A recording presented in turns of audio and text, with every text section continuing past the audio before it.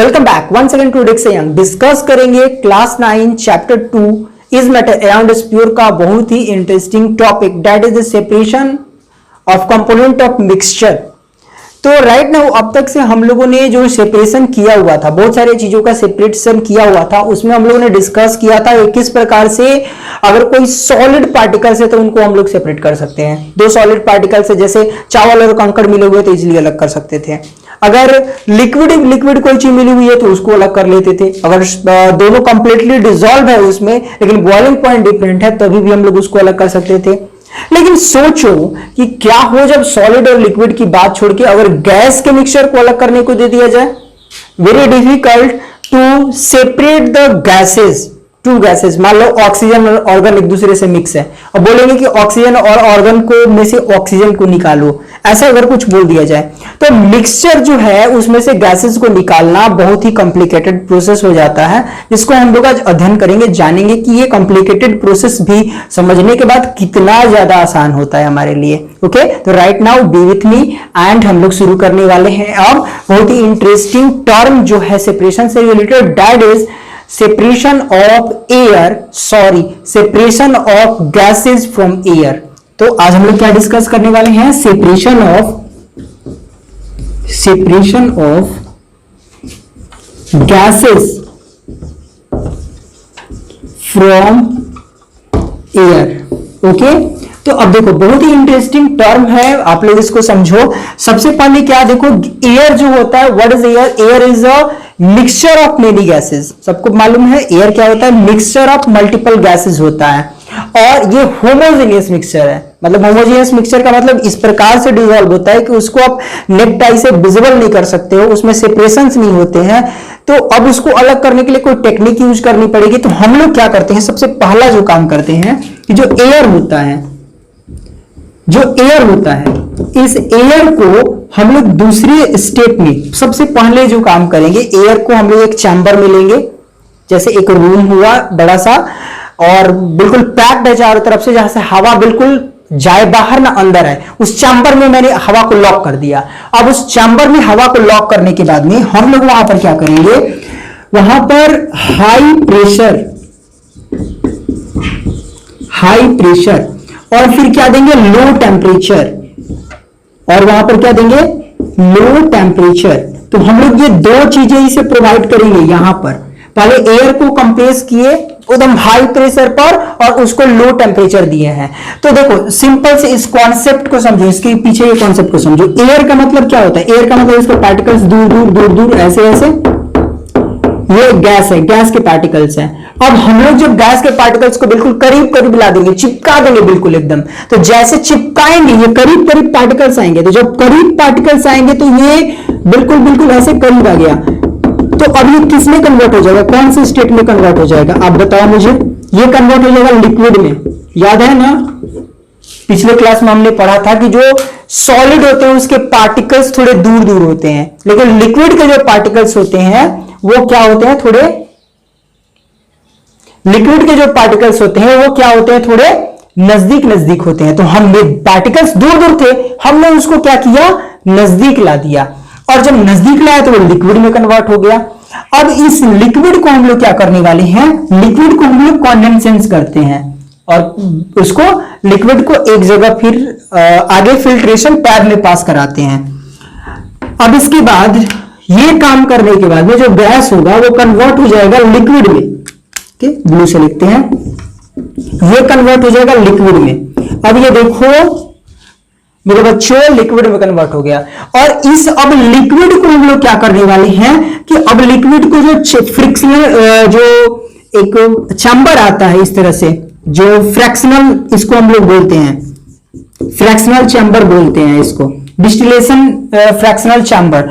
इसमें क्या होगा, इसमें जो लिक्विड होगा उसको हम लोग यहां से वार्म अप करेंगे। यहां से क्या करेंगे, वार्म अप करेंगे। और ये जब वार्म अप होगा तो विभिन्न बॉइलिंग पॉइंट, जैसे लिक्विड का जो होगा, जो गैसियस लिक्विड है उसके डिफरेंट डिफरेंट बॉइलिंग पॉइंट्स होंगे और डिफरेंट डिफरेंट वॉल्यूम्स पर, volume of percentage of volume पर डिफरेंट डिफरेंट बॉइलिंग पॉइंट होगा और उसके आधार पर हम लोग इसमें से एक्सट्रैक्ट कर लेते हैं। जैसे फिल्ट्रेशन वाले चैप्टर में हमने पढ़ा था कि किस प्रकार से हम लोग वहां से पेट्रोलियम को डिस्टिलेशन फ्रैक्शन फिल्टर करके हम लोग पेट्रोलियम के अलग अलग कंपोनेंट्स को निकाल लेते हैं। वैसे यहां भी देखो हम लोग क्या करेंगे, गैस को फिल्टर करके अलग जो डिस्टिलेशन फिल्टर है उसमें अलग अलग पार्ट से हम लोग इसको प्राप्त करेंगे। तो इस तरीके से, तो ये तो रफ स्केच है समझाने के लिए आप लोगों को, इसके जो फुल फिगर है उस पर हम लोग आते हैं और उसको बेहतर तरीके से हम लोग समझेंगे, तब आपको और क्लैरिटी आएगी और अच्छे तरीके से वो चीजें आपको समझ में आएगी। तो आते हैं फिगर के ऊपर, फिर आपको दिखलाएंगे कि वो ओके। तो स्क्रीन ऑब्जर्व कीजिए आप लोग, separation of gases of air का जो फुल प्रोसेस है आपके सामने है। आप देखो यहां सबसे पहले में क्या हो रहा है, एयर यहां से इन किया जाएगा। जो एयर है normally, what is air? Air is a homogeneous mixture, बहुत सारे गैसेस का homogeneous mixture of multiple gases. Air इधर से आया अंदर, अंदर आने के बाद क्या हुआ, यहां पर इसका पहला सामना हुआ जी फिल्टर से।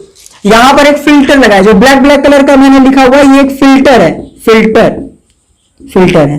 तो जैसे ही हवा अंदर आई, इसका सामना हुआ पहले फिल्टर से, अब फिल्टर हो करके एयर इसके अंदर पहुंची। फिल्टर क्यों किया गया? तो फिल्टर किया गया इसलिए क्योंकि उसके अंदर में जो डस्ट पार्टिकल्स होंगे, जो धूल कण मिट्टी वगैरह होंगे, वो सारे के सारे निकल जाएंगे। तो वो सब निकलने के बाद में यहां से हवा अंदर आई। अंदर आने के बाद में देखो ये एक चैम्बर में पहुंची, नंबर 1 चैम्बर। इस चैम्बर में क्या हुआ, जो एयर मौजूद है उसको कंप्रेस किया गया, है ना। देखो इधर से 2 पिस्टन लगे हुए हैं, ये पिस्टन क्या करेगा, हवा को कंप्रेस करेगा। एयर टाइट है ये एकदम, बिल्कुल हवा अंदर जा सकती है ना, बाहर आ सकती है, किसी तरह से नहीं। यहां पर पिस्टन लगेंगे, ये दोनों पिस्टन हवा को क्या करते हैं, कंप्रेस करते हैं। मतलब यहां पर इसे दिया जाता है हाई प्रेशर और यहां पर इसको दिया जाता है लो टेम्परेचर। ओके, तो हाई प्रेशर दिया गया और यहां पर क्या किया गया, इसको लो प्रेशर दिया गया, बहुत ही टेम्परेचर को डिक्रीज कर दिया गया यहां पर।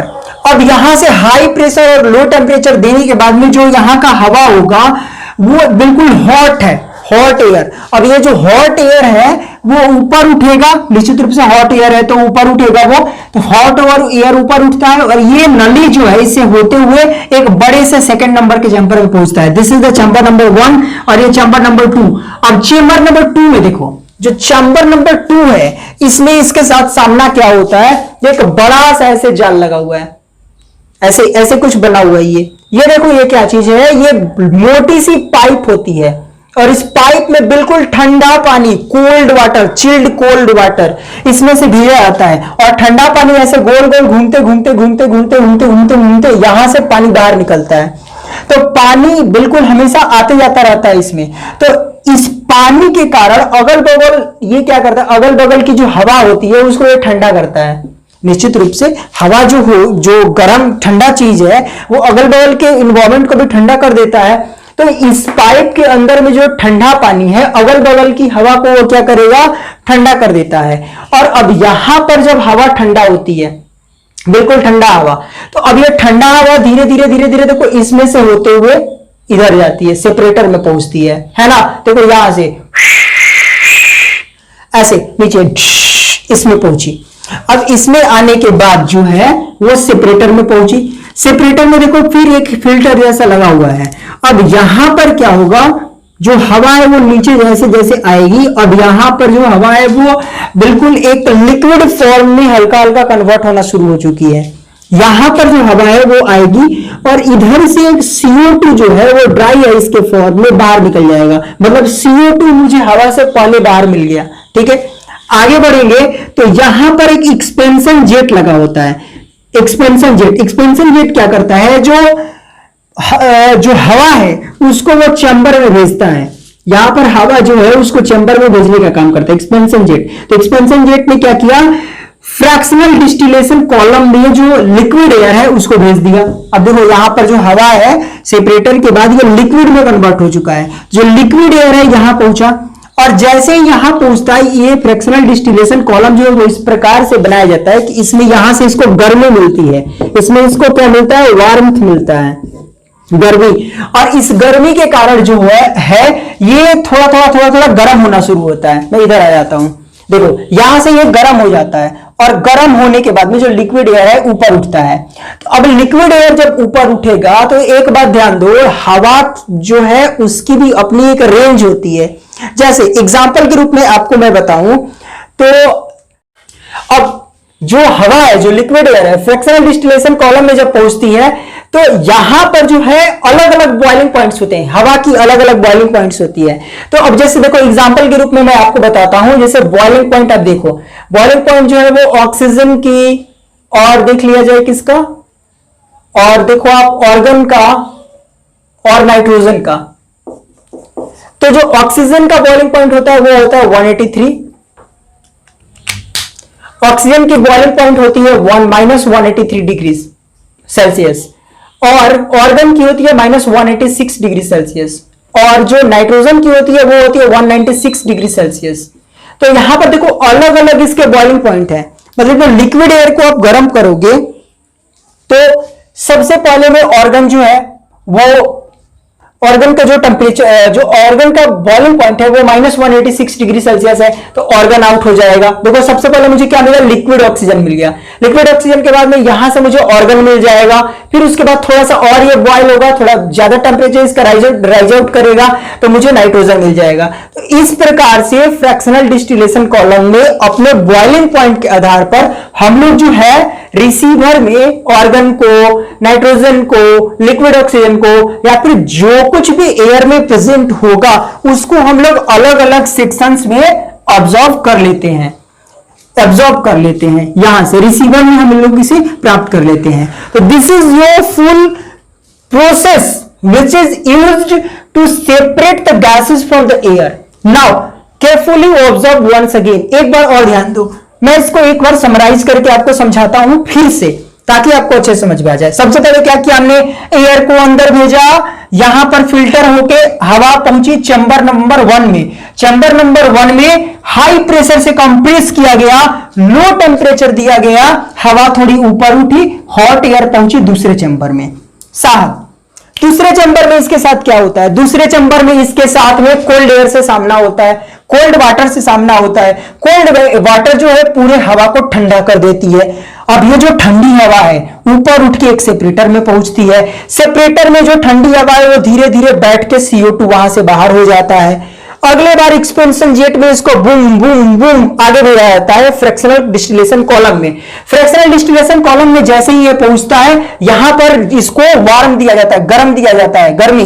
अब ये गर्मी के कारण देखो लिक्विड एयर पहले प्राप्त हो गई हमें, उसके बाद जो और बॉयल होने वाले हैं वो धीरे धीरे हवा ऊपर उठती है, और जो यहां से मिलने वाला है नाइट्रोजन आउट, यहां से ऑर्गन आउट, जो भी चीजें मिलने वाली है वो यहां से एक्सट्रैक्ट होकर मुझे मिल जाती है। और इस प्रकार से जनाब हवा को हम लोग अलग अलग गैसेस के रूप में प्राप्त कर लेते हैं। तो this is the concept behind it. हमको चाहिए ऐसा एक मशीन हवा को अलग करने के लिए, ऑक्सीजन को, नाइट्रोजन को, ऑर्गन को अलग अलग प्राप्त करने के लिए। तो बड़ा दमदार है, मुझे तो देख के बहुत अच्छा लग रहा है। तो आप लोगों को कैसा लगा आज का वीडियो, समझ में आई चीजें, मुझे जरूर बताइएगा कमेंट करके कैसा लगा आप लोग को। और नेक्स्ट वीडियो में मिलेंगे किसी और नए टॉपिक के साथ, कुछ इंटरेस्टिंग पॉइंट्स को समझेंगे। फिलहाल में इसका एक बार स्क्रीनशॉट ले लीजिए, बनाने में ज्यादा मेहनत तो नहीं लगा हमको, और वैसा सिंपल ही बना हुआ है। आप लोग और बेहतर फिगर बनाइए, बेहतर फिगर बना करके मुझे मेरे व्हाट्सएप नंबर पर भेजिए। ये पूरे के पूरा जो एक सीन है इसका, separation of gases from air का जो फिगर है उसको बना करके आप मुझे मेरे व्हाट्सएप नंबर पर भेजिए। मेरा व्हाट्सएप नंबर जो है वो है 8298555660। इसके ऊपर में आप मुझे भेजिए, या फिर होमवर्क का लिंक नीचे डिस्क्रिप्शन में दिया गया है, उसके ऊपर आप मुझे भेजिए इसका फिगर बना करके। This is your homework. फिर मिलते हैं नेक्स्ट क्लास में, आज के लिए इतना ही। बाय बाय, अलविदा सबको।